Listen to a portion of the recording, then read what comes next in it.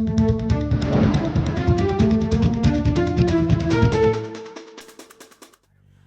पेश होगा देश का आम बजट और बजट सुबह करीब 11 बजे संसद में पेश किया जाएगा।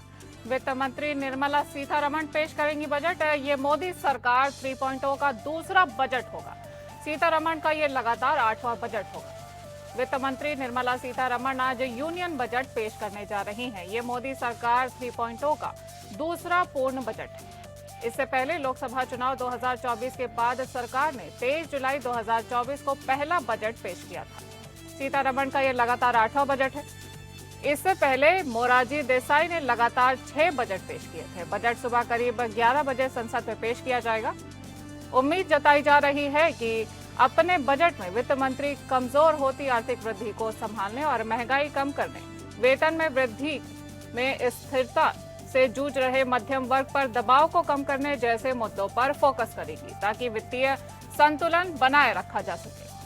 बजट सत्र के पहले दिन को सीतारमण ने संसद में इकोनॉमिक सर्वे 2024 से 25 पेश किया और इकोनॉमिक सर्वे में अगले वित्त वर्ष 2025 से 26 के लिए जीडीपी की ग्रोथ रेट 6.3 और 6.8% के बीच रखने की उम्मीद जताई गई है।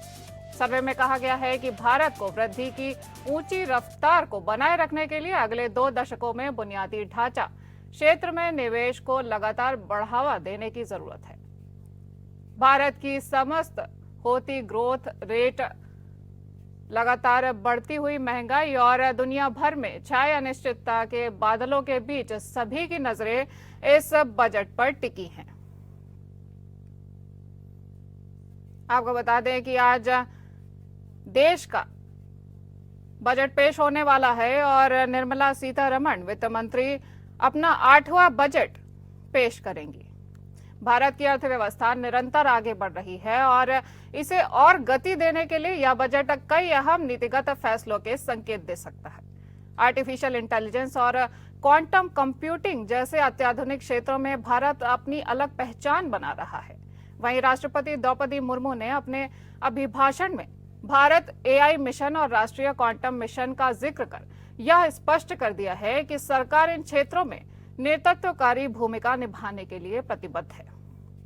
इस बजट से समाज के हर वर्ग को बड़ी उम्मीदें हैं। किसानों से लेकर उद्योगपति तक, मध्यम वर्गीय करदाताओं से लेकर व्यापारियों तक सभी की नजरें सरकार के फैसलों पर टिकी हैं।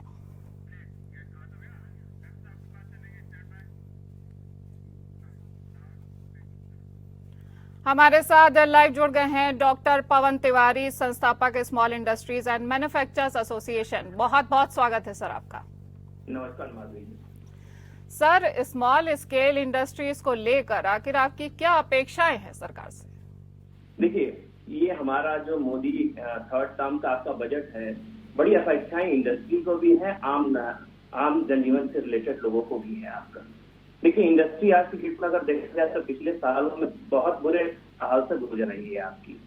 अगर देखा जाए तो फॉरेन डायरेक्ट इन्वेस्टमेंट जिस तरीके से भारत देश से बाहर जा रहा है, यह अपने आप में बहुत चिंताजनक विषय है आपका।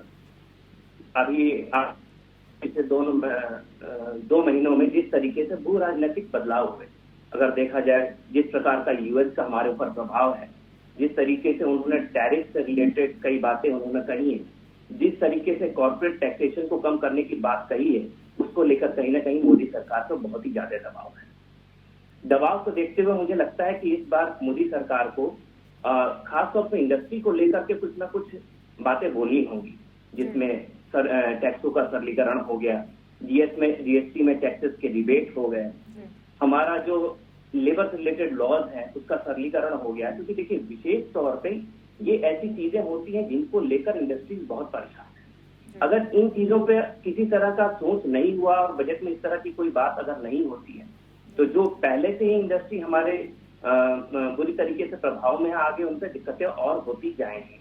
तो हमें लगता है कि 11 बजे बहुत सारा जो जादू का पिटारा खुलेगा, उसमें कहीं ना कहीं इंडस्ट्री की बात जरूर की जाएगी, टैक्स के सरलीकरण की बात जरूर की जाएगी, जीएसटी के टैक्स रेट में बदलाव, कुछ चीजों पे जहां जरूरी है वहां पर बात जरूर की जाएगी। जी सर, भारत सरकार के flagship program made in India के मद्देनजर एसएमई क्षेत्र भारतीय अर्थव्यवस्था में महत्वपूर्ण भूमिका निभा रहा है और इसे और मजबूत करने के लिए सरकार को क्या खास कदम उठाने चाहिए? देखिए, अभी जैसे मैंने इस विषय पर पहले ही बात की कि जब हम मेड इन इंडिया की बात करते हैं तो मेड इन इंडिया के लिए सबसे महत्वपूर्ण विषय हमारा सबसे बड़ा पार्ट ये होता है कि हमारी कॉस्ट कटिंग। हम अपने निजी क्षेत्र को आगे तभी बढ़ा सकते हैं जब उनको किसी प्रकार का फायदा हम दे सके। हम इस तरीके के उद्योग को स्थापित कर सके जो पूर्ण दीर्घकालिक तक वो चल सके, जहां पर कम कॉस्ट में सामान को बना करके हम विदेशों में निर्यात कर सके। अभी बहुत बड़ा विषय मैं आपको बताना चाहूंगा कि अभी पिछले साल ही अगर देखा जाए तो एक्सपोर्ट को अगर देखा जाए तो 620 से 630 बिलियन के करीब रहा और इंपोर्ट अगर देख रहे हैं तो 680 से 690 बिलियन का है। बीच का कितना गैप है, आप सोचिए। अगर इंडस्ट्री को वहां मेक इन इंडिया के कॉन्सेप्ट के तहत आगे सुदृढ़ नहीं किया गया तो ये बढ़ता जाएगा और ये जो डेफिसिट आने वाले समय में जो हमें लग रहा है 2047 को लेकर के जिस तरीके से हमने सोच रखा है वो हम लोग प्रभावी ढंग से उसको पूरा नहीं कर पाए। तो हमें लगता है मेक इन इंडिया के कॉन्सेप्ट को लेके भारत सरकार को टैक्स में सरलीकरण, जीएसटी से रिलेटेड, लेबर लॉ से रिलेटेड चीजों में बदलाव की बहुत जरूरत है जिससे हमारी इंडस्ट्री बची रहे। जी सर, अभी आपने कहा कि इन्वेस्टमेंट बाहर जा रहा है, तो इन्वेस्टमेंट को बाहर जाने से रोकने के लिए आखिर सरकार को क्या करना चाहिए और छोटी इंडस्ट्रीज, स्मॉल स्केल इंडस्ट्रीज या स्टार्टअप्स, इनको बचाने के लिए सरकार को किन खास चीजों पर नजर रखनी चाहिए? देखिए, जब इंडस्ट्री की हम लोग बात करते हैं तो इनको 3 भागों में बांट लीजिए। देखिए, जो बहुत ही निचले स्तर की है, गाँव में है या शहरों में छोटी छोटी जो हमारी स्मॉल स्केल इंडस्ट्रीज में जिनके टर्नओवर आपके होते हैं, उनको लेकर उनकी सबसे बड़ी जो दिक्कत है वो ये दिक्कत है कि आपको क्रेडिट नहीं है, उनके पास लोन नहीं है, लिक्विडिटी नहीं है। तो सरकार को चाहिए कि उनके लिए रूरल सेक्टर या हमारे अर्बन सेक्टर में प्रभावी ढंग से माइक्रो फाइनेंस के जरिए अच्छे तरीके से उनको लोन दिया जा सके जिसमें इंटरेस्ट रेट की रियायतें भी हों। मीडियम लेवल पे हमारी जो जरूरतें हैं वो अलग टाइप की हैं। वहाँ लोन की भी जरूरत है, कहीं ना कहीं टैक्स रिफॉर्म की भी जरूरत है, कहीं ना कहीं लिक्विडिटी की भी जरूरत है। तो वहाँ की सोच अलग है। और जो हायर इंडस्ट्री है उसके बारे में मैं बताऊंगा, उनको तो पहले से ही बहुत फायदा दिया जा चुका है। मैं आपको याद दिलाना चाहूंगा कि पुराने, अगर हम पिछले 3-4 सालों की अगर बात करते हैं तो पुराने समय में पर्सनल इनकम टैक्सेस का कलेक्शन बहुत ज्यादा हुआ करता था। कॉर्पोरेट टैक्सेशन अगर देखा जाए तो ज्यादा हुआ करता है, लेकिन आज की डेट में अगर हम बात करें 2024-25 की अगर हम बात करते हैं तो कॉर्पोरेट टैक्सेशन का कलेक्शन जो पर्सनल इनकम टैक्स है उसके अनुपात में वो कम है। कॉर्पोरेट जो हायर कॉर्पोरेट्स हैं उनको बहुत फायदा दिया जा रहा है। जो पहले टैक्सेशन 30% हुआ करता था वो आज की डेट में 22% है, लेकिन इसका प्रभाव नहीं हुआ। क्यों नहीं प्रभाव हुआ? अगर इसका प्रभाव होता तो जो हमारे फॉरेन डायरेक्ट इन्वेस्टमेंट भारत से बाहर चले जा रहे हैं उन पर रोक होती। दूसरा, एम्प्लॉयमेंट सेक्टर पे जिस तरीके से जो हमने गणना की थी कि बढ़ोतरी होगी और जो बढ़ोतरी नहीं हो पा रही है वो भी हमारे लिए सेटबैक है। तो एक तरफ हम उनको बड़े कॉर्पोरेट्स को बहुत छूट दे रहे हैं लेकिन उससे कोई विशेष फायदा नहीं हो रहा है। तो हमें इस पे भी एक विचार करना चाहिए, इसको भी देखना चाहिए। वैश्विक स्तर को ध्यान में रखते हुए हमें ऐसी बजट में ऐसी मीटिंग पे ध्यान देना चाहिए जहां पर हमें बड़ी इंडस्ट्री से रिलेटेड जो हमारी सोच है और छोटी इंडस्ट्री को जो बढ़ाने की सोच है उस पर दोनों को ध्यान दिया जाए। इस तरह की पॉलिसी आनी चाहिए। जी मैडम। जी सर, स्मॉल स्केल के लिए आखिर आपकी क्या डिमांड्स हैं? स्पेसिफिकली आप क्या डिमांड करते हैं, इस बारे में बताइए। स्मॉल स्केल को देखिए, अगर देखा जाए भारत देश में अनऑर्गेनाइज सेक्टर सबसे ज्यादा है और वही संभाले हुए है कहीं ना कहीं हमारे सिस्टम को। तो जब हम स्मॉल स्केल की बात करते हैं तो मैं इन लोगों की बात करना जरूरी समझता हूँ। इन लोगों के लिए सबसे इंपॉर्टेंट पार्ट देखिए आज की डेट में क्या है, टैक्स से ये बड़े परेशान रहते हैं। अगर मान लीजिए भारत सरकार ने इनकम टैक्स में कई ऐसे रियायतें कर रखी हैं जिसमें वो कहते हैं कि लमसम प्रिजम्पटिव टैक्सेशन के बेस पे आप टैक्स दे दीजिए। इस दायरे को अगर वो बढ़ा दे, टैक्स लिमिट के दायरे को अगर वो बढ़ा दे, कुटीर उद्योग या छोटे उद्योग हैं उनको जिस प्रकार के लोन मिलते हैं उसमें सब्सिडी अच्छे स्तर पर, जमीनी स्तर पर मिलने लगे, इंटरेस्ट में उसको फायदा मिलने लगे, मुझे लगता है कि बहुत ही ज्यादा सपोर्ट यहाँ पर आपको मिलेगा। जी सर, और स्मॉल स्केल इंडस्ट्री में इंडिया का सबसे बड़ा कॉम्पिटिटर आखिर कौन है? चाइना है। चाइना, क्या हम कभी चाइना से कॉम्पीट कर पाएंगे? और अगर चाइना से हमें कॉम्पीट करना पड़े तो हम किस तरह से करेंगे, क्या तैयारियां होनी माधुरी, आपने चाहिए? बहुत ही महत्वपूर्ण बात की। देखिए, चाइना को लेकर अगर हम बात करें तो पूरे विश्व में चाइना 6 सालों से मैन्युफैक्चरिंग में इस समय आज लीड कर रहा है, 6 सालों से, और मेरा मानना है आगे भी वो लीड करेगा आपका। तो उनकी जो नीतियां हैं, उन नीतियों से सीखना चाहिए भारत सरकार को। क्या नीतियां हैं? देखिए, नीतियों में सबसे ज्यादा इंपॉर्टेंट पार्ट अगर देखा जाए चाइना में क्या है, वहां बिजनेस करना बहुत आसान है। भारत देश में बिजनेस करने के लिए अगर देखा जाए तो राज्य सरकार के नियम अलग है, केंद्र सरकार के नियम अलग है, कई प्रकार के नियम है, सेंट्रलाइज सिस्टम नहीं है। जब तक सेंट्रलाइज सिस्टम नहीं होगा, नियम में सरलीकरण नहीं होगा, तो इंडस्ट्री आने से डरेंगी। क्या कारण है कि चाइना में सारी इन्वेस्टमेंट्स हो रहे हैं या कि वहां की इंडस्ट्रीज का सर्वाइवल रेट भारत की रेट से ज्यादा है? कारण सिर्फ एक ही है, वहां की सरकारें उनको हर प्रकार का सहयोग करती है। हमारे भारत देश में सबसे बड़ा जो दिक्कत आती है, हम लोग जो हमारे यहाँ की छोटी इंडस्ट्रीज हैं उनको नजरअंदाज सबसे ज्यादा करते हैं। हम सोचते तो हैं उनके बारे में, लेकिन उनके लिए जब पॉलिसी बनाने की बात आती है तो हम उसको इग्नोर कर देते हैं। बहुत छोटा सा विषय मैं बताऊंगा कि स्मॉल स्केल शब्दावली की जब हम बात करते हैं तो स्मॉल स्केल शब्दावली में जब हम बात करते हैं तो एमएसएमई की बात करते हैं, माइक्रो स्मॉल मीडियम इंटरप्राइजेस की बात करते हैं। माइक्रो बहुत छोटा सेगमेंट है, इस पार्ट को अलग करिए, इसको सपोर्ट करिए। स्मॉल मीडियम ऑलरेडी ऐसी स्थिति में है कि वो आगे बढ़ सकती है, तो माइक्रो का सेगमेंट बहुत बड़ा है, कहीं ना कहीं इसको सहयोग करने की। जी माधुरी।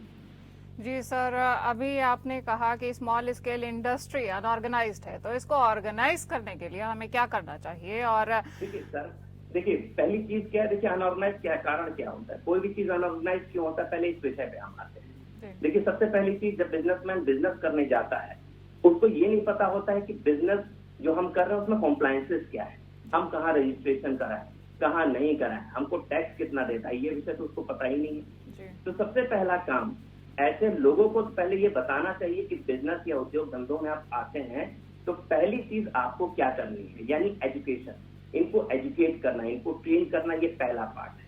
वो अनभिज्ञ हैं, उनको ये नहीं पता कि कौन सा टैक्स लॉ लग रहा है, हमारे ऊपर जीएसटी का रेट क्या है, हमारे ऊपर कौन सा HSN कोड लग रहा है, हमको टैक्स कितना देना है और हमको हिसाब कैसे करना है, ये बात ही नहीं पता है। तो जब बात नहीं पता है तो वो क्या करता है, अपने मनमाफिक तरीके से कार्य करने लगता है। तो सरकार के हिसाब से काम नहीं कर रहा है, कॉम्प्लायंस नहीं कर रहा है, यही कारण है जिसको हम अनऑर्गेनाइज कहते हैं।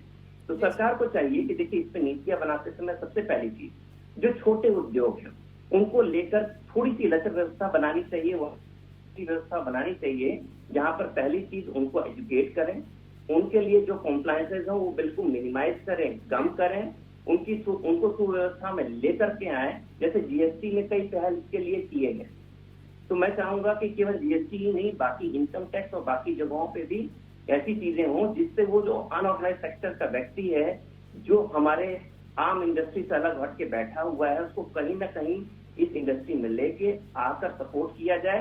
और मैं आपको बताऊंगा कि आने वाले समय में यही हमारा अनऑर्गेनाइज सेक्टर है जो हमारी देश की जीडीपी में वृद्धि करेगा।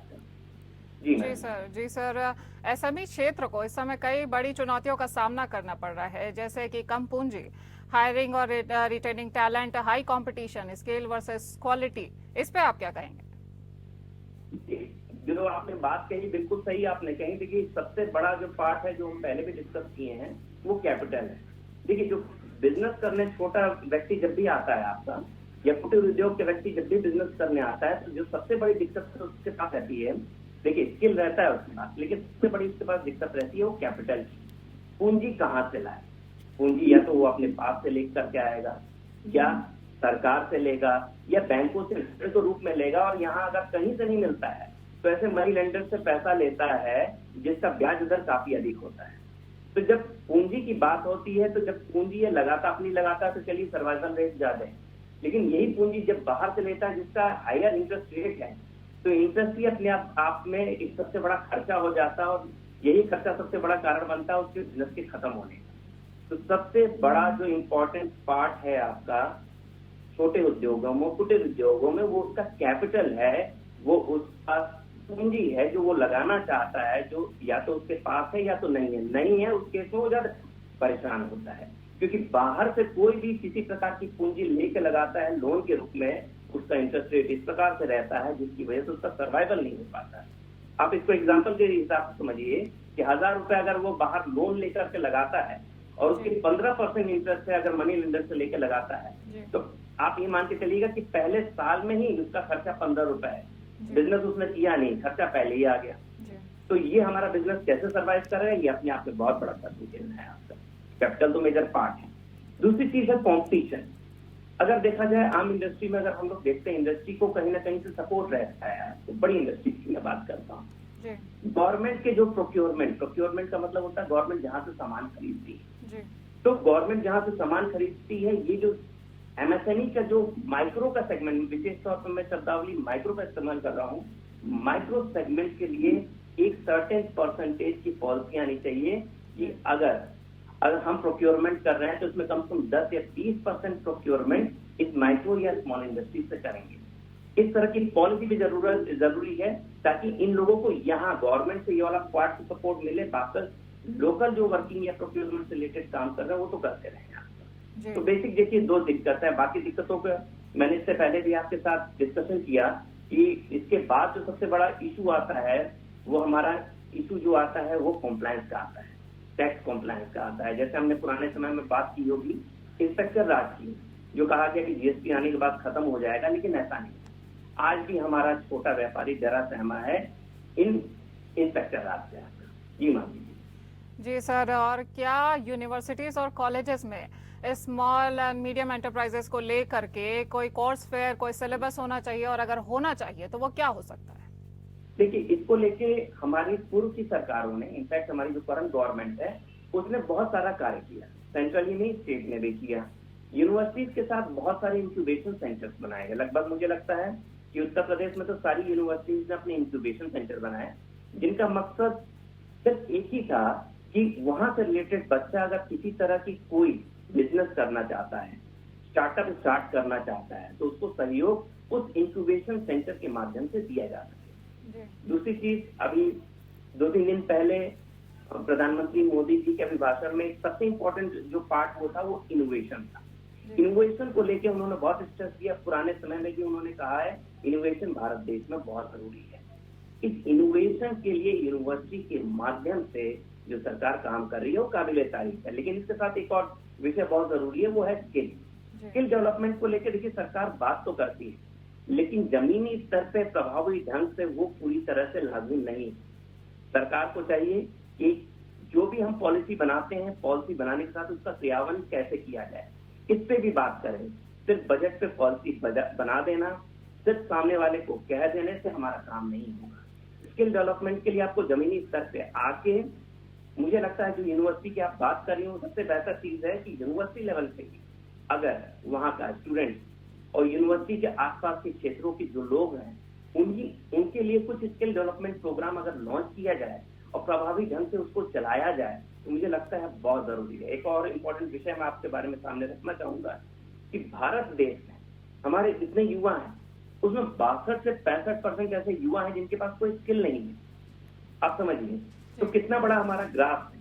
यही हम चाइना से जब कंपेयर करते हैं तो हम बहुत पीछे हैं। तो सबसे पहला काम हमको चाहिए कि जो हमारे नव युवा हैं, जो भी एजुकेशन पॉलिसी आ रही है, उस एजुकेशन पॉलिसी में स्किल डेवलपमेंट को लेकर बात होना चाहिए। उनके कोर्स कुरिकुलम में एक पार्ट स्किल डेवलपमेंट का भी होना चाहिए। अगर बच्चा पढ़ रहा है, सेमेस्टर सिस्टम है हमारे यहाँ, तो सेमेस्टर सिस्टम में जो वो पढ़ाई कर रहा है उस सेमेस्टर सिस्टम के साथ ही 1 घंटा, 2 घंटा, 3 घंटा स्किल डेवलपमेंट से रिलेटेड कार्य भी यूनिवर्सिटी आपकी कराए।